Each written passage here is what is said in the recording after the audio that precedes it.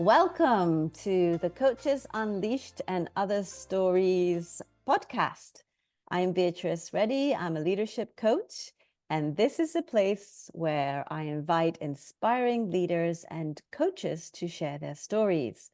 So today we've got a super exciting episode you won't want to miss with Marie. Thank you so much, Beatrice, for having me today. Very excited to be with you. So let me introduce Marie. Marie Morice has been working in the sustainability, ESG, and sustainable finance space for more than 25 years, Marie. And you've been doing this for global organizations in senior roles, including the United Nations. Mm-hmm. So you and I met during our coaching certification some years ago at Animas. And whilst I decided to become a leadership coach, Marie, you've decided to pursue another niche, which has led you to become and certify as a sex coach. Mm-hmm. So, Marie, I love this sort of almost looks like a juxtaposition, but also could be looked as a balance between your ESG, sustainable finance, and now your sex coaching. And wow, this I think is going to make for a very interesting conversation. So, tell us a little bit about yourself. Yeah. Well, thanks so much, Beatrice, for the introduction, and it was a pleasure to meet you during our course. So, as you said, I've been working in this sort of broader sustainability space for 25 years, and I've always been a very good listener. At least that's the feedback I sort of received at the time from my family, my friends, and so sort of slowly started informally coaching, I suppose, a lot of the leaders I was working with in that space, and that gave me the idea to train initially as a life coach with Animas. So that was the sort of first step, I suppose, on my journey, and the importance of sort of learning about what it means to be a coach, because it's great to be a listener, but it's obviously a different set of tools and practice. So that's what I did. I embarked on that journey first, life coaching journey. Mm-hmm. And so today is a special day. Mm-hmm. It's International Women's Day. And so I love that we are talking about something that typically, is like a man's thing. When you think about sex, it's like, man pops to mind. But as we know, as women, it's very important for us as well. Yeah. Just as much, if not even more, in a certain sense.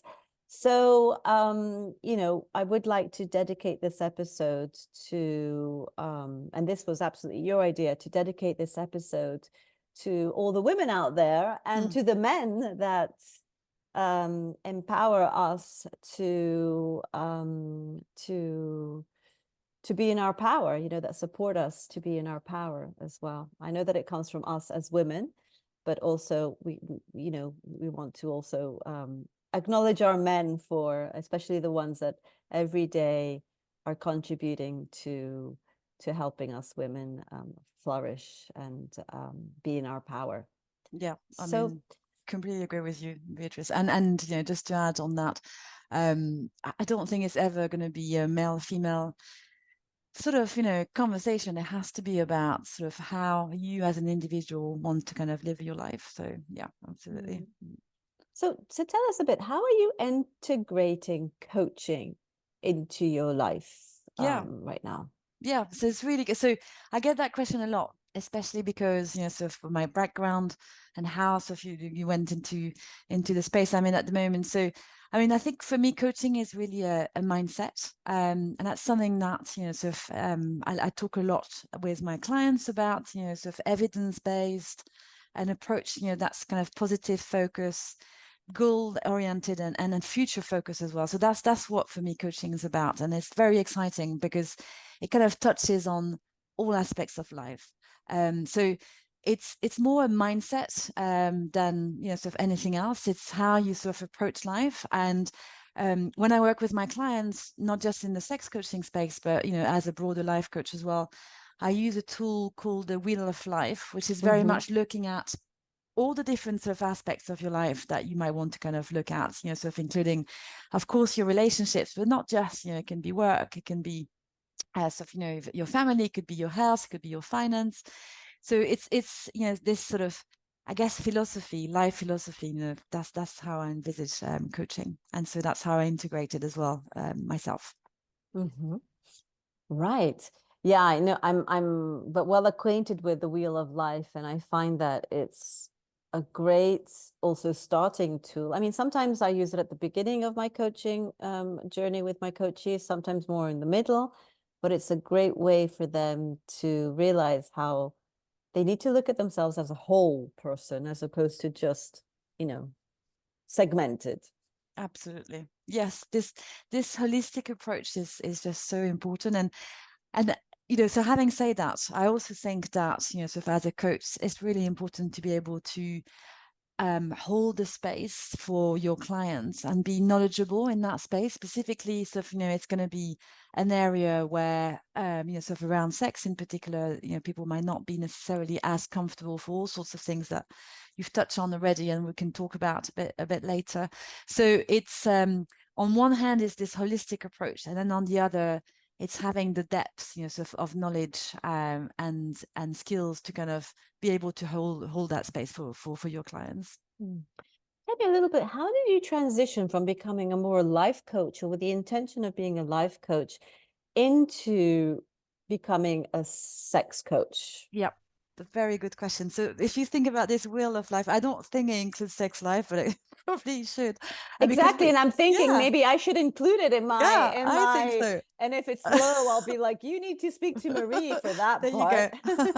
Well, 100%, right? We set goals in every other part of our life, and not necessarily so much on for our sex life. So I think it does make a lot of sense. So this transition kind of gradually happened because trained as a life coach, so I've started growing my practice with my clients, male and female, and a lot of my female women clients or women who actually identified as women were sort of, more and more focusing their time and wanted to focus the sessions on their relationships and specifically on their sex life. So that's really where the transition started, coupled with my personal journey, which I'll touch on in a minute. But this sort of growing, I guess, curiosity around sort of, sexology or sexuality got me sort of thinking, I want to train, as I was saying, I want to be knowledgeable in that space. That there's probably something there. I want to help, sort of women who are going through transition, sort of in whether they are in relationships or whether they're out of perhaps a long-term relationship, usually in their midlife, to kind of navigate that time. So in terms of my transition specifically, I actually sort of, looked for a course that would be giving me the skills around clinical sexology. It's not very mainstream, as you might imagine. And I came across they're called Sex Coach U, so SCU in short, and they do offer a year-long master level clinical sexology course. It's quite mouthful, but which really kind of gives you the whole theory and practice around clinical sexology. And that's what I did. I embarked on that journey, and it was intense. It was quite challenging as well, but absolutely loved every minute. And yeah, here I am. And I'm interested to know how many hours of training, because with Animas to get our diploma, we did something around, I think, 140 hours. I Yes. remember. Mm-hmm. How what's the investment in terms of hours to become a sex coach, sort of to master the clinical sexology Yeah. and sex coaching? Yeah, it's a really good question. So, I mean, that's where, the sex coaching industry or sector is not yet regulated. Mm-hmm. And so for me, and for that particular course, and that was created by Dr. Patty Britton, who's the founder and pioneer of sex coaching. This certification sort of amounts to 750 hours. Oh, So, yeah, wow. so it's quite Ooh. I mean, the equivalent. Sometimes you say that people are like, oh, what does it actually mean? So to give you an idea, it's about 2 days a week, of your time. So it's substantial, and it's a mix between theory. About 2/3 of that, so there's very much around the reading on sort of, and just doing assessments as well, of course, on male and female and couples, and sort of every other aspects of the sexuality that and issues that people kind of go through. It talks about trauma. I mean, like there's a whole sort of range of different sort of things or subjects that we look at, but also the third of the time is spent sort of practicing, and I think that's essential, because it's not just about sort of coaching. As I said, it's also about holding a space in something that can be quite a sensitive or even fun topic for people, but it's definitely something. It's not a neutral topic for lots of people. Well, you must be very, very proud to be an SCU grad, and I'm proud of you. I mean, because I know the work that goes behind and the passion. You have to have a lot of passion at our age. And when I mean our age, it means as an adult learner to really go under that type of intense sort of training. Absolutely. Yeah, it takes time. Yeah, it takes time and passion and energy, absolutely. And that's why you need to have clear why you're doing it, and what you're doing, but especially why you're doing it. So you were talking about your personal experience. I don't know if we can touch upon that now. I've got a million questions I want to ask you. Let me maybe start with this. This show of mine is a platform to let people know, also what you do and in practice.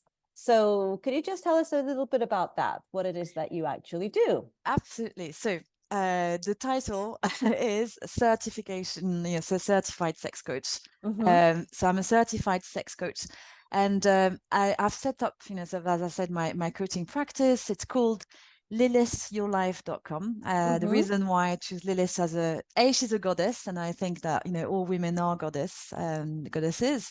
And the whole idea is to help women reconnect with their sexual selves, their desires, the pleasure, and really navigate sort of that space, whether they are in a relationship or not. It doesn't really sort of matter. Of course there's elements of it, but I'm focusing on the women themselves, because I'm focusing on the women themselves because I want to make sure that it's them first, sort of, and then they can go and really amplify their conversations with their partner, or partners if they have one. So it's all about sort of creating that space to talk about sort of potential issues that they have, or just setting up goals sort of around their sex life. And just to be really clear, because I get that questions a lot, and I completely understand where it comes from.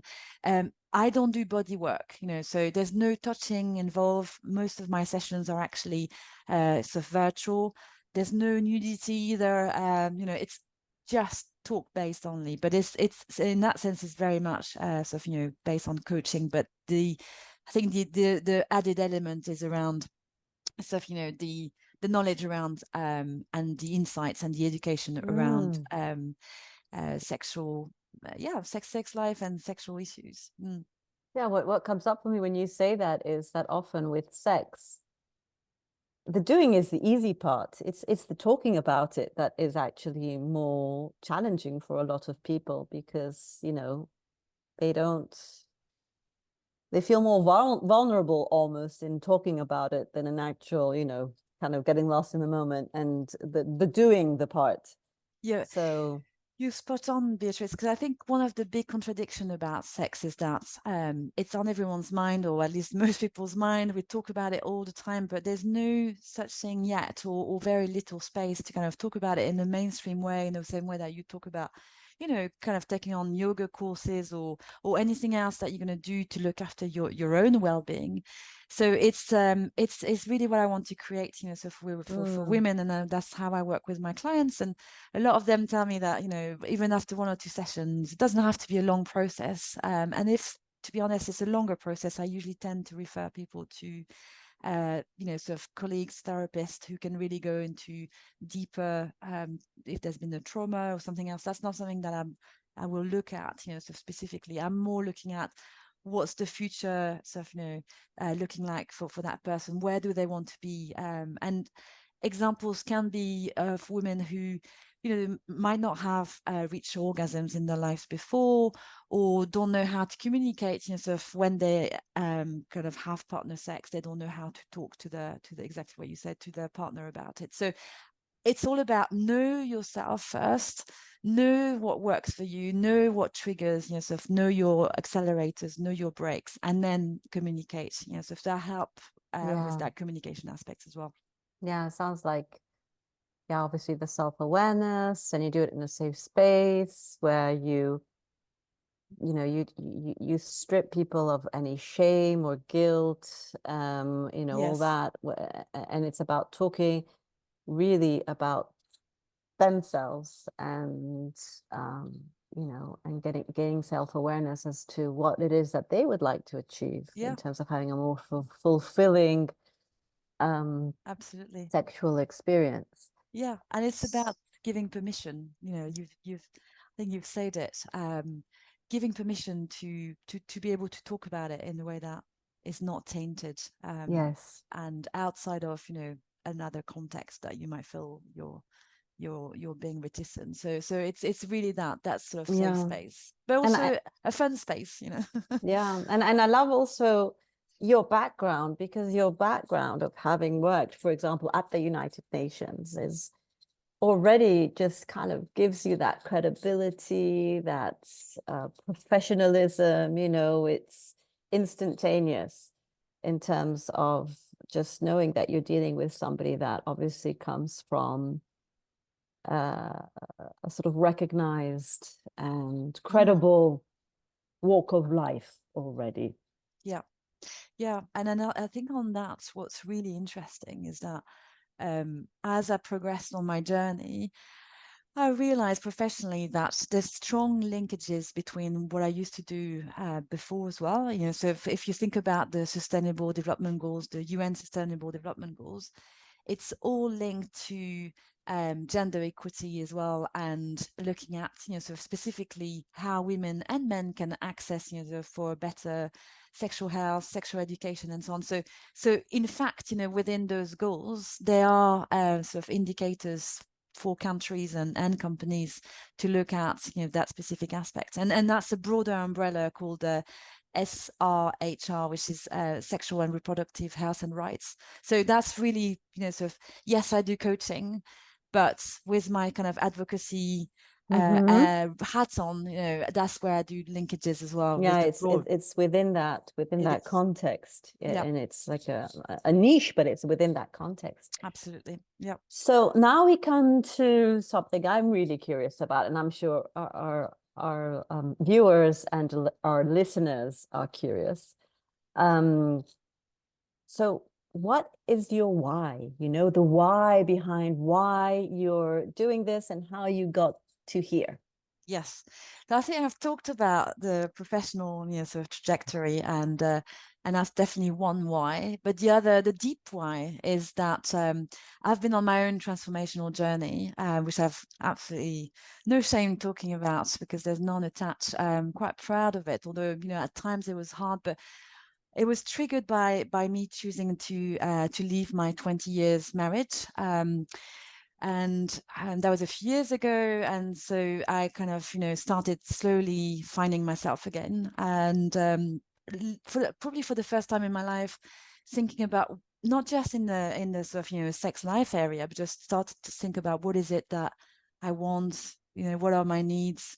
I remember going to a coach actually at the time, who asked me what my needs were, and I just went blank. I had no idea what they were. So it's relearning to think just for yourself if you've been in a long-term relationship. By the way, I was in a really good marriage. There were reasons for me to leave at that time, but I have no regrets whatsoever. But it was just this transition, sort of coming out and thinking, where do I go next? Sort of, and how do I regain agency on my sex life in particular? So that's really where, as I went through that process, I was thinking there needs to be women out there who can help other women. If it's men, brilliant as well, but I'm a woman myself, so to kind of navigate that sort of transition, and that's really where it started. So that's my key message, to anyone listening today, is just that you have agency in your sex life and in your pleasure. It's great to rely on other people, but I think in that particular space, you can own it. Mm. So it sounds like a reawakening as well, and again, goes back to self-awareness and understanding how Yeah. you Yeah. you can achieve. Well, first of all, taking stock of what it is that you would like to achieve in terms of what your needs are, and then understanding how to empower yourself to get there. Yeah. And also experiencing, right? I mean, like Mm-hmm. going out there. I mean, whether you're into sort of, dating or casual relationship or whatever it is, you might want to go back straight into another relationship, or you might want to stay single. Well, whatever works. There's, sort of there's a myriad of different options out there. But what's really important is reconnecting with your own self. Mm-hmm. And so that's always the first step. I always come back to that. Yeah, I mean, it's been a it's been a journey for me to kind of try out, sort of going out, having loads of different dates with different men, and realizing that ultimately, so every single time finding out what actually worked for me and what also didn't. So loads of funny Mm-hmm. stories to share. Well, it really sounds, I mean, your passion and the love for what you do is definitely is shining through. If you were to share that with, I mean, I know it's maybe it's a difficult question, but I would love to know what it is that you love about what you do. No, I mean, I think it's spot on. So there's two things. One is been connected to this broader umbrella that we've talked about, which is, extremely topical, especially today, but not just today. I don't think Women's International Day is just for one day. So this sort of broader agenda around sort of, access to sexual rights and sexual justice for everyone, not just in the global north, but everywhere on the planet. So that's just really something that I'm keen to kind of continue working on. So I'm very passionate about that. And also, so if you think about climate, the impact it's going to have on women, sort of even more. So that for me is a strong link. And then sort of thinking about, myself as a midlife, person or woman going through, sort of thinking about myself as someone who is, sort of now at midlife, and how I can, sort of help women who are going through sort of, similar transition or similar sort of situations. And sometimes, it's not about transition. Sometimes the women I work with are in a very sort of loving and fulfilling relationships. They just want to explore more. And then this, I think, talking about what I love, that's probably what I love doing the most, where what the women or my clients want is to sort of enhance their sex life. And this is where so if I come in with all my different sort of toys and recommendation, and then we explore, and again, no nudity here, but just sort of again sharing the sort of insights and educating sort of them, and also they educate me, because every time I learn something new as well coming from them. So it's a win-win. You used an interesting word there, toys. What did you mean by Oh yeah. I thought that? maybe you might pick up on it. So I have a range of different sex toys that sometimes I have my clients coming in, and they are curious about wanting to know how to enhance their sexual life and their sexual pleasure, Mm. but they're not sure how and where to start, and they might be a bit shy to perhaps go to a shop or sex shop. So what I spend time sort of on the session, maybe just going through the different sort of diverse tools and sort of toys that are available. So it could be ranging from very, like, for example, a feather, there's a all around touch or massage, or all the way to more sort of hardcore options. So yeah, I've got a range, and I've got my own little sort of shop going on at home. Oh, interesting. Yeah, so it can be in a safe space as well, Yes, and doesn't have to always. go Yeah. into the sort of the sexy shop. Yeah, because the sexy shop, are great. Some of them anyway. Mm-hmm. Some can be not as female focused. Let's just put it that way. Yes. Um, and why not just doing it from the comfort of your own home with someone who is qualified and can show you sort of how things work, and you can ask any questions. There's no stupid questions in that space. That's quite wonderful. And so, how else do you support women? I mean, I know that you were, you were talking about it's talking. That's what you do. How else, if you were to kind of summarize how you're actually supporting your clients? And by the way, when your clients are mostly women, are they? Yes. Yeah. Okay. Yes. Or you said people that identify as women. Yeah, absolutely. Okay. So yes. So can you just explain a little bit more how it is? I mean, if somebody's that's listening would like to know how they could be supported by you, yeah, that would be absolutely. great.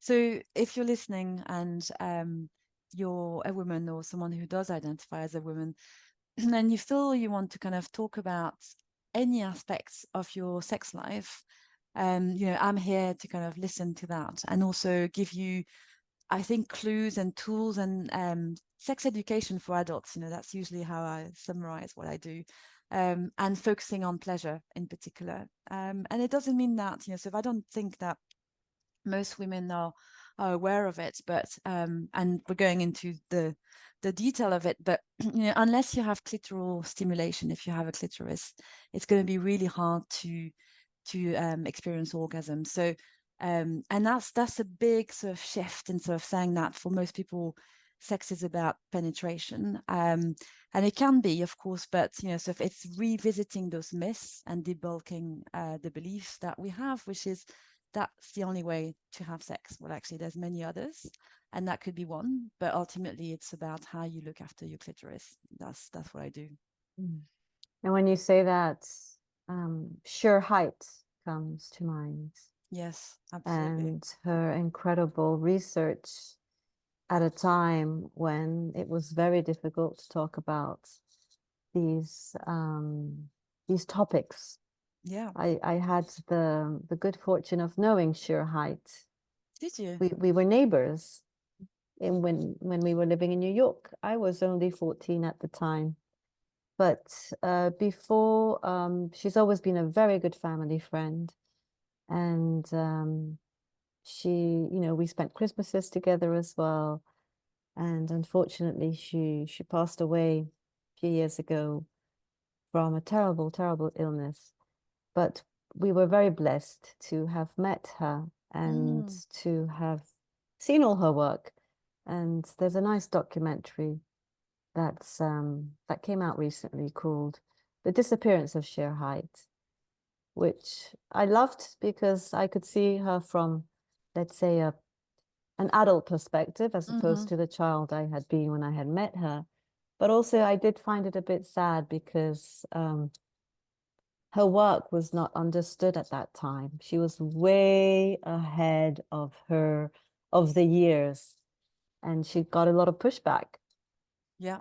And now everybody talks about it now, about clitoral stimulation as opposed to just penetration. Yes. 100%. And there's like she was an incredible woman. I mean, the fact that you met her in person is even more empowering, and what a really cool story. Thanks for sharing. I mean, yeah, it's really sad that she died, so before being able to produce her second book. But the first one is so transformational. I mean, for me, it's one of my sort of go-to, it's one of my foundation sort of book that I go to all the time, and it's undoing centuries of beliefs around female sexuality, especially with Freud, and he has a lot to answer for in conveying those messages that sort of female orgasms was not mature enough if it wasn't penetrative. So I think that's a key message. So hopefully that gives confidence to women and also to men, because it takes the pressure away to perform.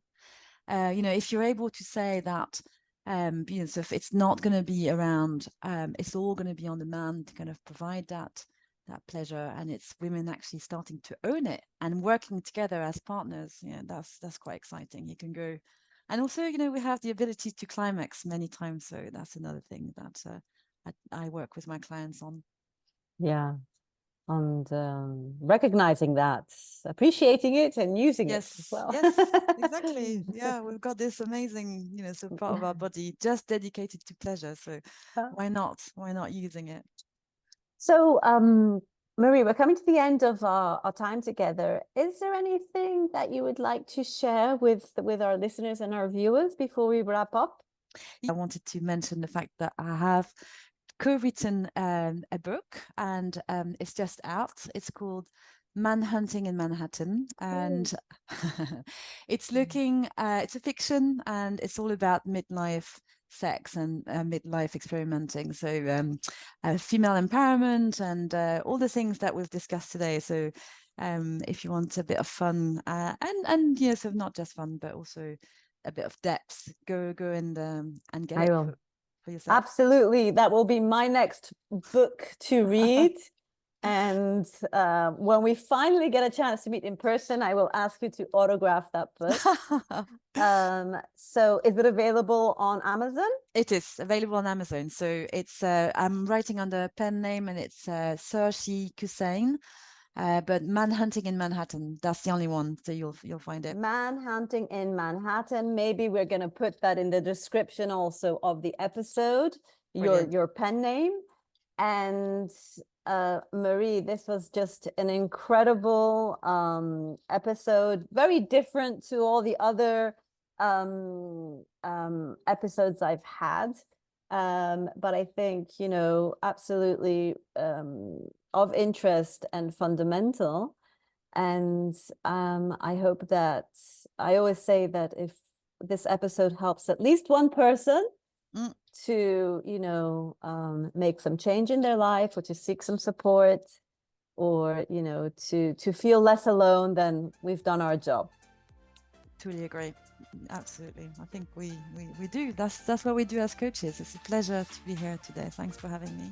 Thank you. Thank you, Marie. And thank you very much to our viewers and our listeners. And we'll see you for the next episode. Thank you.